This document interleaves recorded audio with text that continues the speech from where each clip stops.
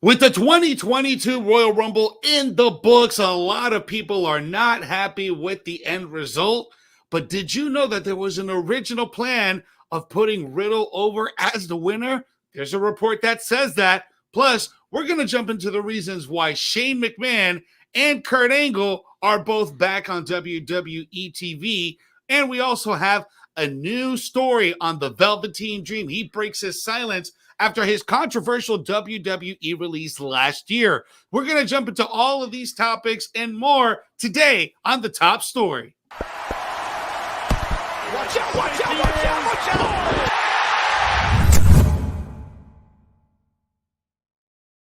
Happy Monday to all of you guys. Thank you for joining us here on Sportskeeda Wrestling. It is the Top Story here at the 6 o'clock hour. I'm your host, Jose G. Next to me, my compatriota, Jeremy Bennett. What's up, broski? Eventful weekend, huh? It was all right. I did a whole lot of nothing yesterday. Hey, my so crazy prediction for the WWE Championship might not have been so crazy now, huh?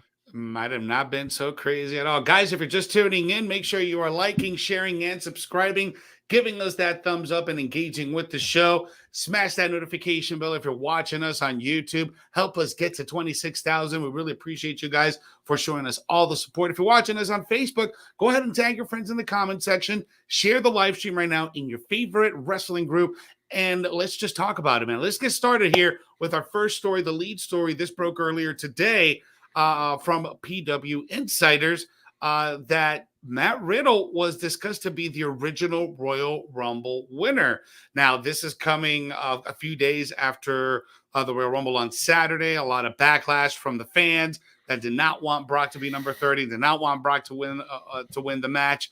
But Riddle was the name that was being discussed. Also, Randy Orton. What are your thoughts on this piece of news here, Jeremy?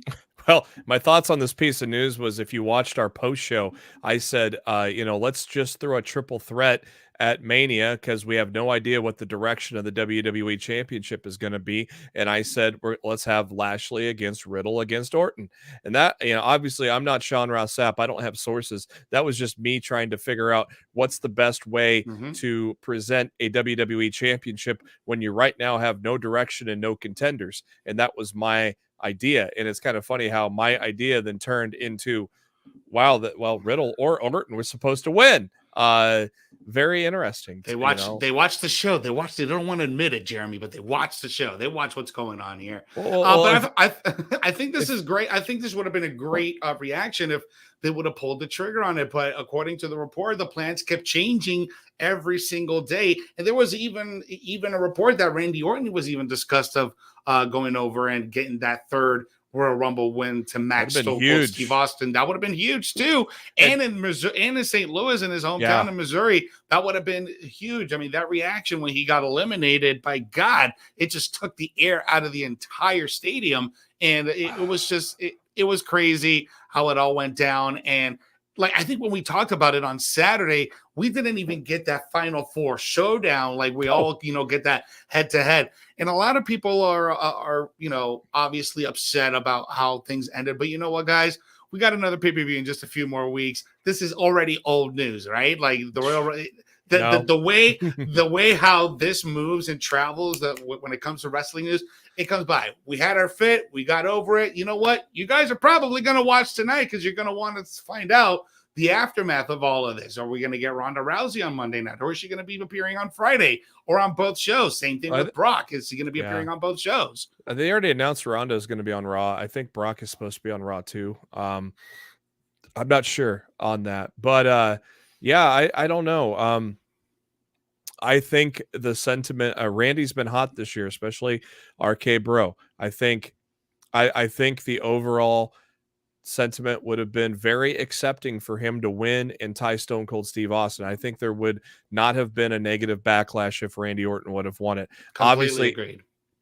Obviously in St. Louis, it would have been a big pop, but I think throughout the entire WWE universe, I don't think they would have been mad. And obviously, I don't think they would have been mad at Riddle either. Again, these are two of the hottest wrestlers in the company that are not in singles pushes. So to have the Rumble build this as, maybe they stay together, maybe they break up, maybe, much like the crazy idea I threw out on Saturday night. That could have been the idea. It's very interesting to see.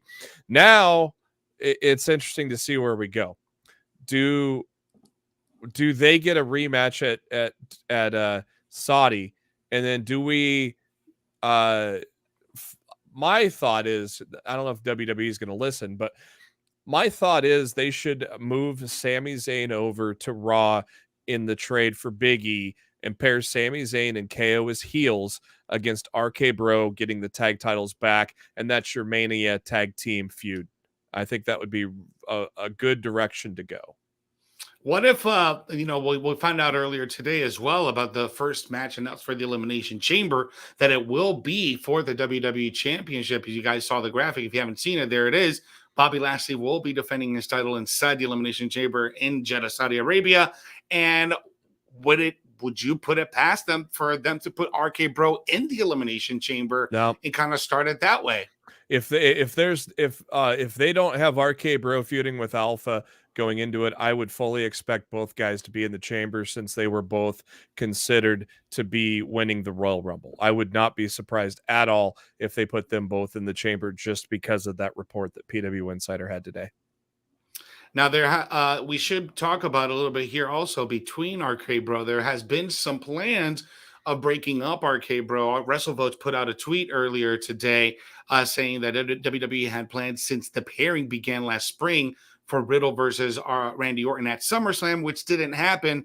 Plan was to hold off to Mania. Now he's being told that only a handful of creative members want them to split, with the idea that if the match happens, it should be for the WWE title. Now, I've already been seeing a lot of reports since Sunday night, all day Sunday, and I haven't really had a chance to comment, but there are already reported plans that Bobby Lashley will not be champion heading into WrestleMania 38, which leaves a big speculative idea. Again, what the hell are you doing with that WWE title? An idea would be Randy Orton versus Riddle. Yeah, watch Orton cheats to beat Riddle in the final two of the chamber. That's one way you can write it. I don't know, man. It'll be certainly interesting, because then you're going to abandon that Alpha Academy, unless you squash that Alpha Academy storyline within the next 2 weeks, and then you build, then you just announce, they're both going to be in there, and then you just build from that point on. But it's WWE, anything can happen now. Yeah, and the chamber is now 3 weeks away. So, and you still have all these two. You have at least 2 more academic segments. So, I don't know. They're going to probably have to speed through they're going to probably have to do those 2 academic segments, pass them. Well, actually, if RK Bro passes the second one, they probably automatically get a title shot. Then it's going to probably happen on Raw next week or the go home show. You got 3 Raws before. You got 3 Raws before the chamber. So tonight, and then 2 more after that. So you could rush this feud and have RK Bro lose on Raw, have some dissension, put them both in the chamber. Here's how I'd book it. I'd have Riddle pin Lashley, but the final 2 is Orton and Riddle. So then Orton wins in the chamber, but then there's kind of a reason for Riddle to be the number 1 contender, because he pinned the champion to eliminate him from the match. Man, I don't know. That makes sense, right? From a storytelling standpoint, like if this is the direction that they're going, that makes sense. But just because it makes sense to us, it doesn't make sense to them, right? Yeah, we'll get a lot more clarification tonight on what direction things are going to head. We got a super chat here from Roland Curtis. Thank you again so much for all your support. Roland, he's asking, I wanted the 24/7 chase to run concurrently with the Rumble so that R-Truth can win the Rumble, but you guys were right. 24/7 rules were suspended, but Riddle is an R-Truth type of character. I just wanted an unpredictable winner. Well, Riddle's a lot more serious, though, than sure, he's a stoner guy, but in terms of being booked, he's a lot more serious than R-Truth. So it's not a stretch for him to have been a contender to win the Rumble. But you're right, that Final Four was a mess. I mean, For one, Shane McMahon was in the Final Four. That's kind of preposterous. It was what, Shane, Randy, Drew, and Brock. Was Randy in the Final Four? Randy was in the Final Four. So it was Randy, Shane, Drew, and Brock. Mm-hmm.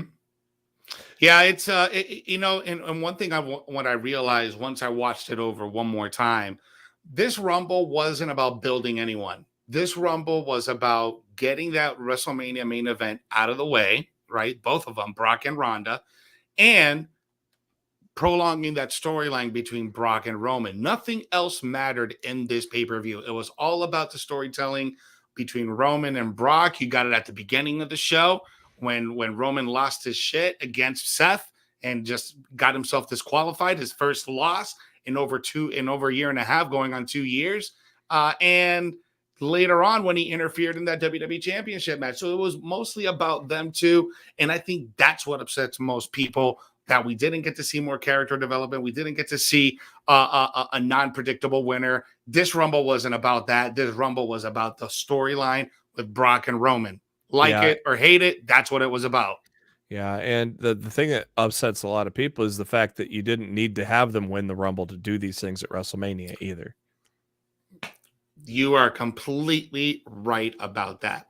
Let's jump into our second story here, Jeremy. Shane McMahon and Kurt Angle are reportedly going to be back on TV. Now, we saw Shane McMahon make his return at the Royal Rumble this past Saturday, and there is some news regarding Shane McMahon that looks like he's not only going to be scheduled at the Elimination Chamber, but he will also be at WrestleMania 38. As far as Kurt... I just had a plan. I had an epiphany of what they're doing with Shane. Next, then we got some more news on Kurt Angle that he's going to be around for the road to WrestleMania.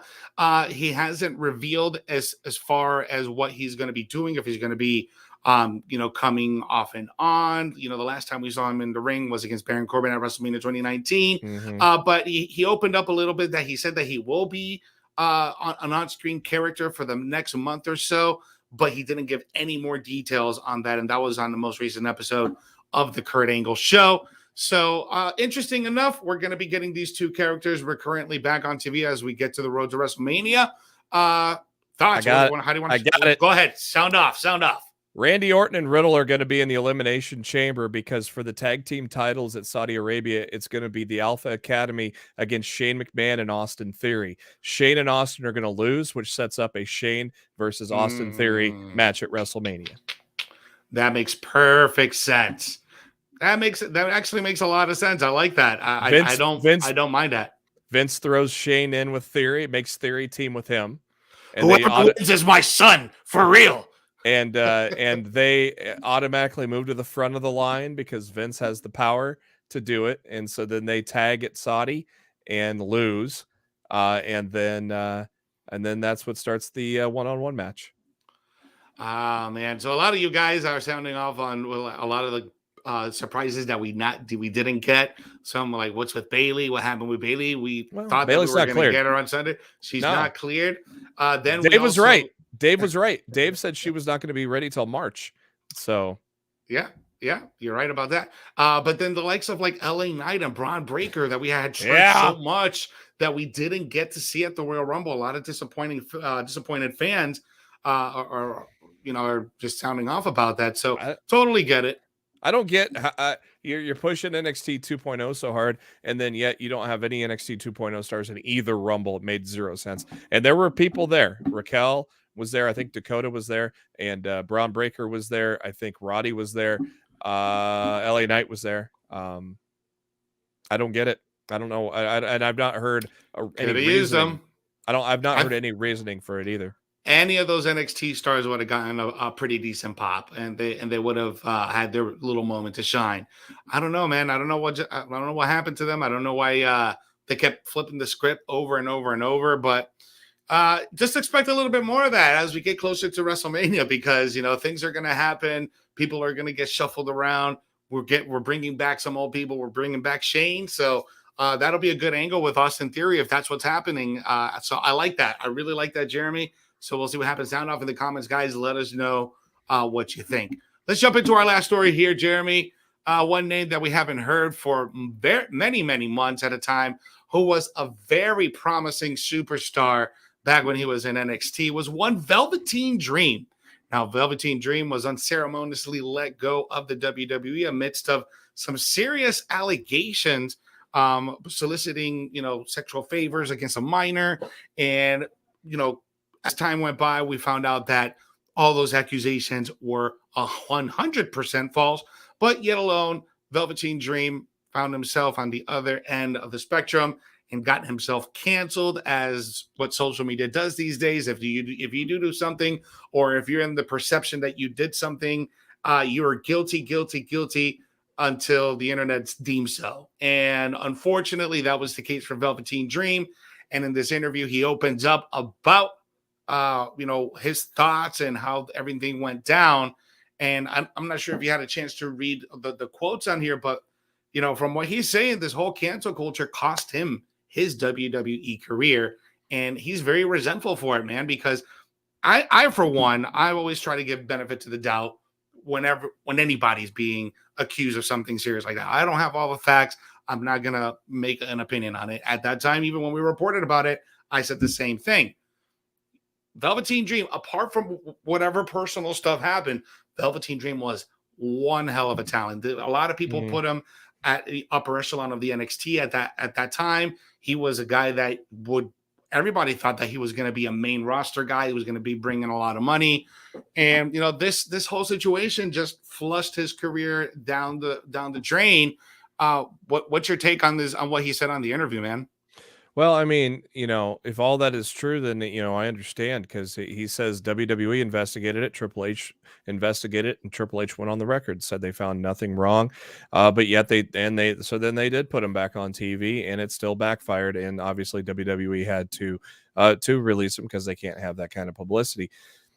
I don't know. It's sad because he's such a good talent. So it is. And one thing that he mentioned on there, that, after everything got cleared, that his name got cleared, he was still getting all that negative publicity. And at that point, when they told him to stay off TV and get rid of you, it was just about the bottom line at that point. It wasn't about protecting him. And I get it. It's a company. It's a publicly traded company. You want to protect your image. Yeah. So I don't know. It may be a different situation than Marty Scurll, where it appears, I think Marty denies it too, and yet you haven't seen him anywhere.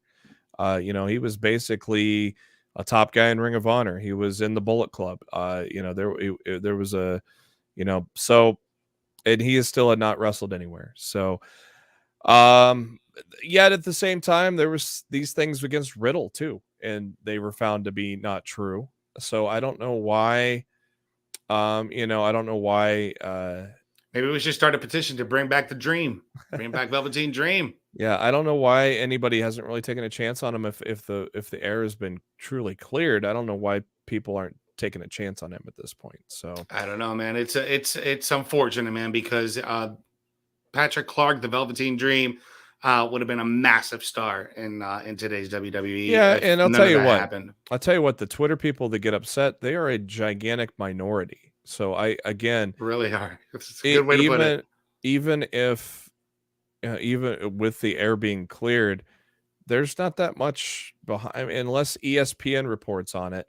The general public is not going to know a lot of these things. And especially, if he's been found clear of it and they bring him back and all this backlash, well, that backlash would really, how many people did that backlash really truly reach?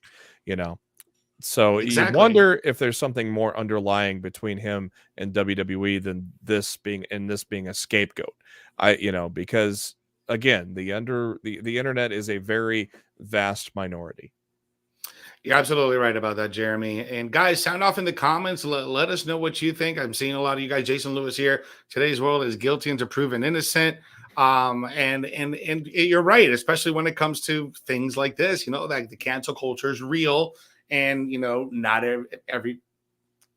everybody can get canceled, and Velveteen Dream is a good example. So We'll see what happens. We'll see what happens down the line, man. Going back to the Angle situation. Where do you want to see Angle? Where do you want to see him in television?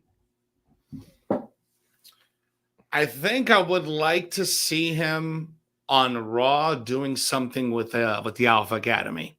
I definitely want to see him do something with the Alpha Academy. Maybe be like the coach of the coach of coaches. Like he's the one that mentors both Gable and Otis, and just put him over the top in a heelish character, which Kurt Angle can do great. He's really good at it, and he's hilarious at it too. So I think that would be a good mix.